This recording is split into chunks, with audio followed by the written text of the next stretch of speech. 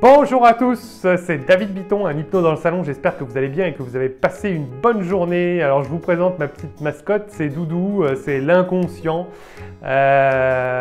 qui nous suit tout au long de notre vie et qui a besoin de son doudou finalement pour se rassurer. Donc vous connaissez ça, on a tous des choses pour besoin de nous rassurer. Donc aujourd'hui je voulais parler d'une de nos clientes qui souffre de crises d'angoisse, de stress, de peur. Elle a peur quand elle est chez elle, elle a peur de prendre la voiture, elle fait d'énormes crises d'angoisse et elle ne peut plus prendre du tout sa voiture. Et au quotidien, ça se traduit évidemment par des palpitations, les mains moites, des sueurs, un sommeil relativement médiocre et du mal à s'endormir et un sommeil très léger. Et donc, bien évidemment, plus le temps passe et plus les symptômes persistent, s'intensifient, deviennent de plus en plus fréquents et là, récemment, en plus du reste, puisque tout ce qu'elle tente ne fonctionne pas, eh bien, elle commence à avoir des démangeaisons dans son cuir chevelu. Elle a essayé, bien évidemment, les séances d'hypnose, qui la soulage pendant quelques jours, voire quelques semaines selon le thérapeute.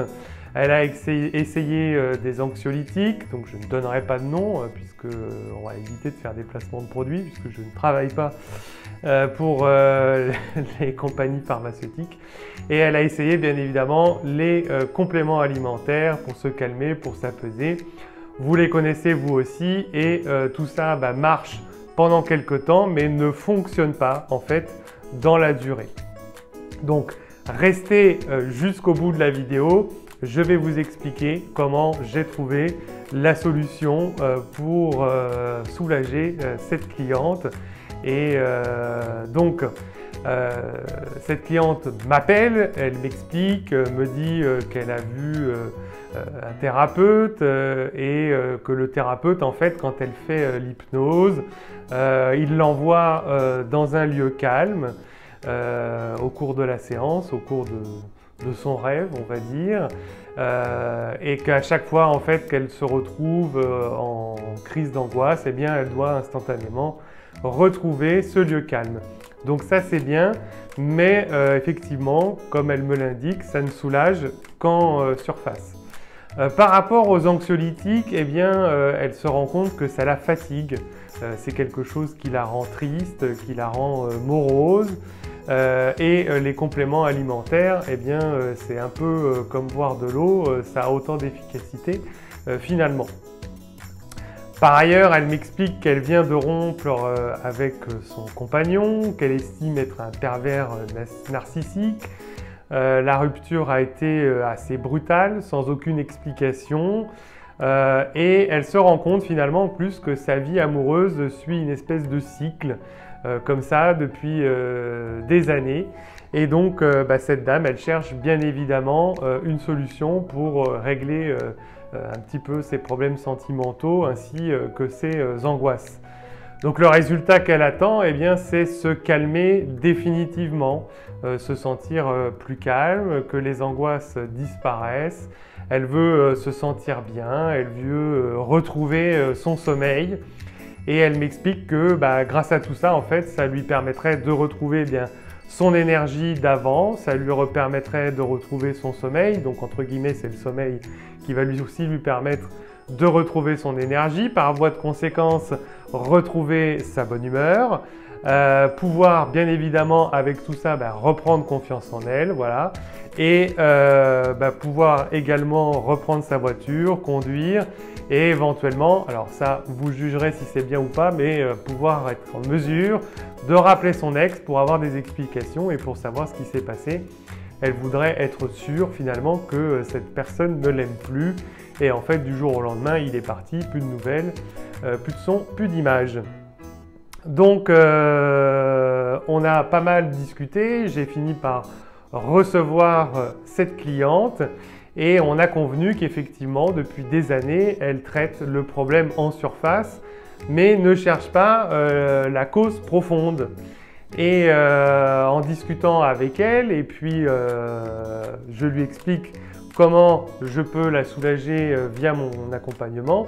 Donc on fait une séance d'hypnose qui est un petit peu différente que font mes collègues, puisque moi elle dure un petit peu plus longtemps, mais on va beaucoup plus en profondeur et on va changer l'image, un petit peu la perception des événements douloureux du passé par une nouvelle image, puisque une douleur a une image et en parallèle à cette douleur, il y a un besoin et ce besoin reflète une autre image, et si on écrase l'image du besoin sur celle de l'image de la souffrance, eh bien la personne va mieux.